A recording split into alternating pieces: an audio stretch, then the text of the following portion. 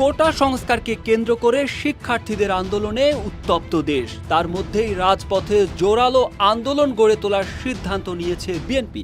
দলটি ৭ জানুয়ারির জাতীয় নির্বাচনের পর থেকেই বিক্ষিপ্তভাবে কিছু কর্মসূচি করলেও দেশে ছাত্র শিক্ষকদের চলমান আন্দোলনের বাস্তবতায় জনসম্পৃক্ত নানা ইস্যুতে রাজপথে জোরালো আন্দোলন গড়ে তোলার সিদ্ধান্ত নিয়েছে।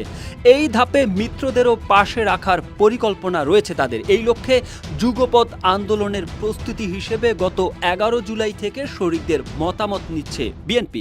প্রত্যাশার পারদ তুঙ্গে তুলে গত বছরের ২৮ অক্টোবর ঢাকায় যে মহাসমাবেশ ডেকেছিল বিএনপি, তা লক্ষ্যে না এগিয়ে নির্বাচন বয়কটের মধ্য দিয়ে বয়ে আনে প্রচণ্ড হতাশা।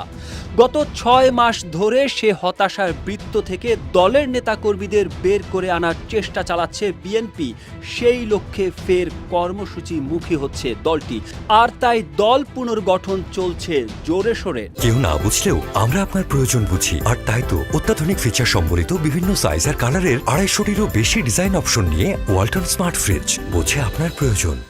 নতুন নেতৃত্ব দিয়ে সাজানো হচ্ছে সংগঠনের বিভিন্ন স্তর। এর পাশাপাশি রাজপথে আবারও প্রভাব ফেলতে চায় সরকারের মূল প্রতিদ্বন্দ্বী হিসেবে বিবেচিত এই দলটি।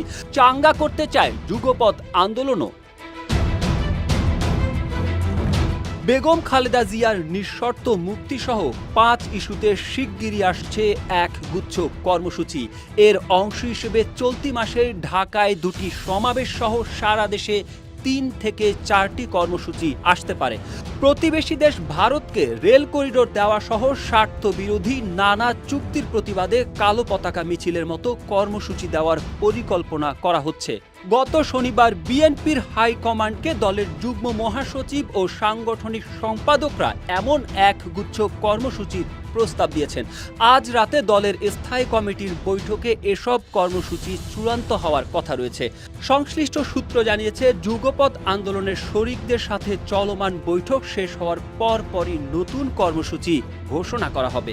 প্রস্তাবনা অনুযায়ী আগামী শনিবার ঢাকায় সমাবেশের কর্মসূচি আসতে পারে। এছাড়া পর্যায়ক্রমে ঢাকা সহ সারা দেশে বিক্ষোভ, সমাবেশ, পদযাত্রা, গণমিছিল, রোড মার্চ, লং মার্চ, মানববন্ধন, অনশন, অবস্থান, কালো পতাকা মিছিল সহ বিভিন্ন ধরনের কর্মসূচি দেওয়া হবে।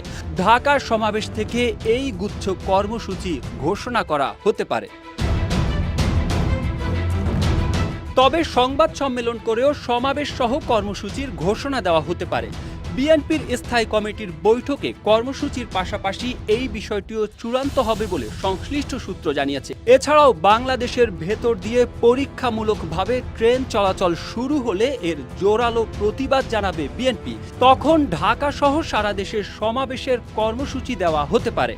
আগামী ২-১ দিনের মধ্যে শরিকদের সঙ্গে বৈঠক শেষ করবে বিএনপি। ইতোমধ্যে গণতান্ত্রিক বাম ঐক্য, এনডিএম, গণফোরাম Bangladesh people's party, labour party, জাতীয়তাবাদী সমমনা জোট, এলডিপি, গণ অধিকার পরিষদ, নূর ও ১২ দলীয় জোটের সাথে বৈঠক করেছে প্রধান শরিক বিএনপি।